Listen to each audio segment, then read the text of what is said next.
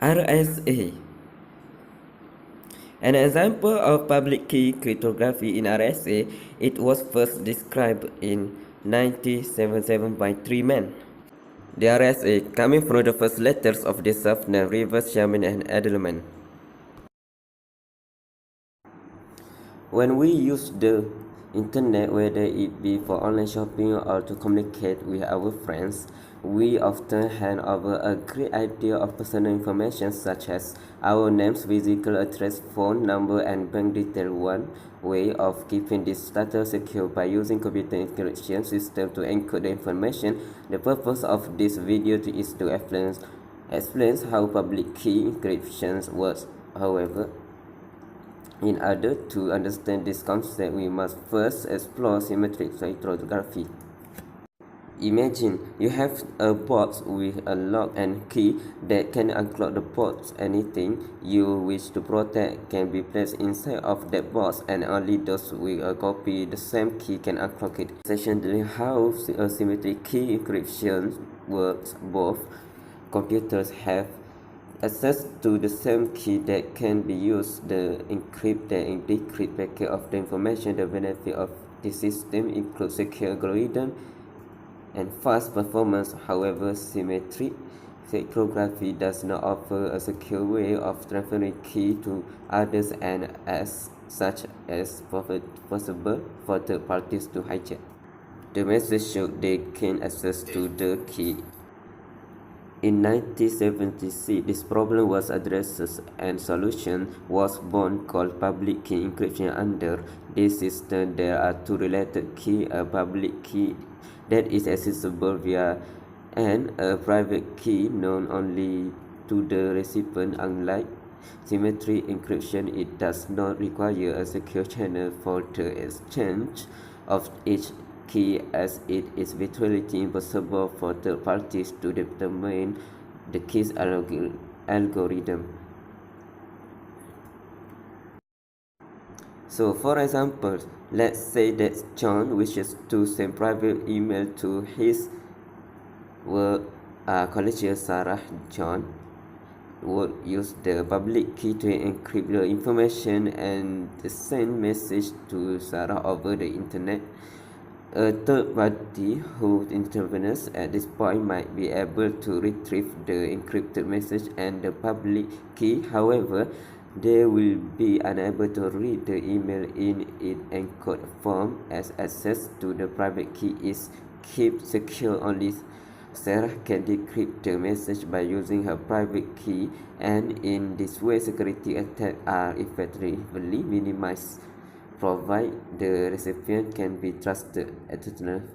Alternatively, public key encryption can be used in reverse to authenticate a message. For instance, Sarah could use her private key to sign the email, and John may use the matching public key to validate the signature. In this case, it is once again irrelevant that a third party might have access to the public key, as it simply being used to verify the sender.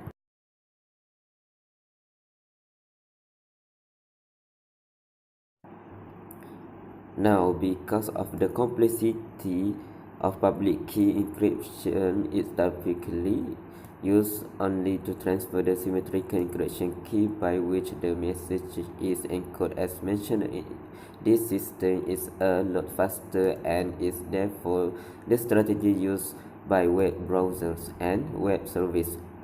Transport layer security, as it more formally known, is the overall security protocol used to transmit sensitive information over websites such as Facebook, ASOS, eBay, and much more. It incorporates public key cryptography and is designed to prevent their parties from tampering with communication. So how do it work? Fundamentally, once a request for access has been made to a secure page, the web server will send out what is called a digital certificate. This certificate is a unique piece of code a unique piece of code that acts as a middleman for both computer. It is used to confirm the identity of each party before sending out the public key that can be used to encrypt the message. As I mentioned, the message can only be decrypted using the recipient private key, and in this way companies which operate online are able to ensure the safety of their customers and other things. RSA was invented officially by Aaron Rivers, Adi Shamir, and Len Edelman. They first published their findings on this new public key infrastructure back in 1977, but as you'll see at the end of this presentation, somebody else beat them to it. Unfortunately, it was kept a secret. Let's take a look at the mechanics of the RSA algorithm. We'll start off at the step 1, generation of the public key. To generate the public key, we're going to select two prime numbers, P and Q. In this case, we're going to use relatively small numbers. In the real calculation, much larger primes will be used, but we're going to try and keep the math a little bit simple. In this case, P is going to equal 53 and Q is going to equal 59. By multiplying them together, we calculate the first part of the public key, which is going to be equal to n. So P times Q equals n, or 53 times 59 equals 3127. We actually need one more number. We need a small exponent e. E has to be an integer. It can be a factor of n. 1 has to be less than e, and e should be less than v of n. Don't worry about v of n, I'll explain that in the next slide. For this example, we're going to say that e is equal to 3. So our public key is really made up of two numbers, n and e, or 3127 and the number 3, the small exponent. Step 2. Now we're going to generate the private key. Remember v of n? Well, this is how you calculate v of n.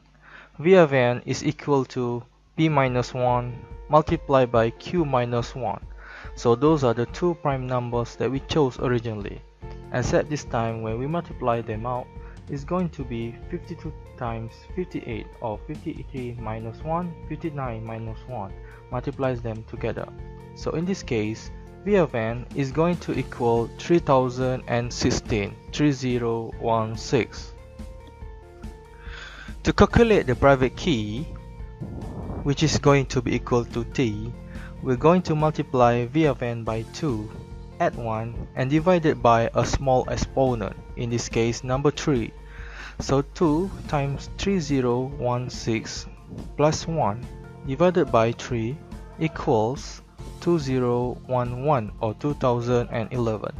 So our private key t is equal to 2011. Okay, now we've got the public key and the private key, we can begin to encrypt our data. In this case, step 3, we're going to encrypt the data with the public key. To encrypt the data, we're going to need our public key. Remember, the public key is made up of n and e, or 3127 and the number 3.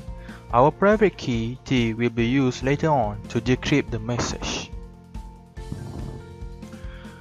Let's make a simple word, a very small simple words, hi. We're going to have to do is convert the letters to numbers. H is going to equal to 8 and I is going to equal to 9. These are just a respective position of H and I within the alphabet. So we'll put them together and make them one number, 89. So 89 represent the words we're going to encrypt, which is hi. C is going to be the encrypted data. To encrypt the data, we take the number 89, raise it to the power of e, and then we use modular division. We're going to divide it by mod n. Mod n basically indicates, so we're going to divide it by a number, and the result is going to be the remainder.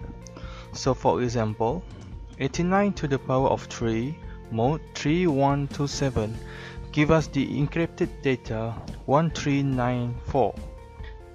Basically what I'm saying is 89 times 89 times 89 divided by 3127, remainder is equal to 1394, our encrypted data stream. Now that we've encrypted the data, of course we have to decrypt the data. This is step 4, so we're going to decrypt it with the private key. Remember, the beauty of the system is that everybody could have access to the public key, which can be used to encrypt the data, but that public key cannot be used to decrypt the data. Only the person who calculated the key originally has access to private key, and only that person can successfully decrypt the data. So remember, C is our encrypted data, D is a private key, and N is the public key. The decrypted data is going to equal C to the power of D, so that our encrypted data raised to the power of the private key Mohd N, that is Mohd public key.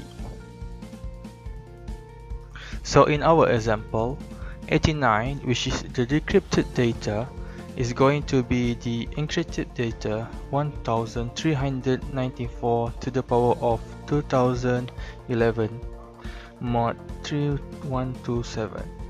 So basically what I'm saying is 1394 to the power of 2011 divided by 3127, and the remainder is 89.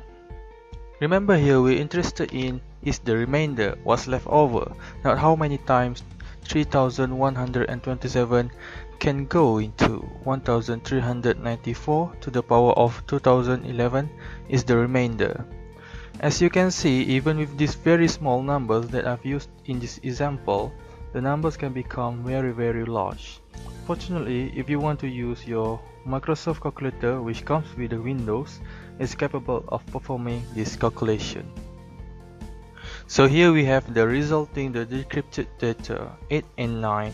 We know 8 is equal to H and 9 is equal to I, so we have our decrypted data high.